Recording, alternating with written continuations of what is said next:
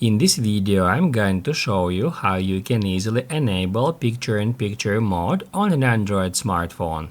Be sure to watch the video to the very end so you don't make any mistakes.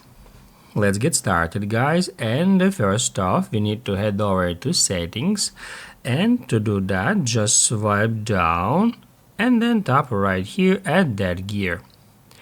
Then the easiest way to find picture-in-picture feature is tap right here at search icon and then enter picture.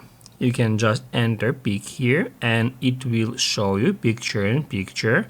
You can now tap right there. It will highlight picture-in-picture in that list, then we need to get into it.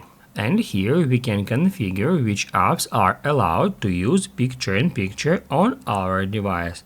That's where we can disable or enable using picture-in-picture by toggling off and on that switchers. Basically, guys, that's how you can easily enable picture-in-picture on an Android. If this video helped you out, don't forget to hit the like button.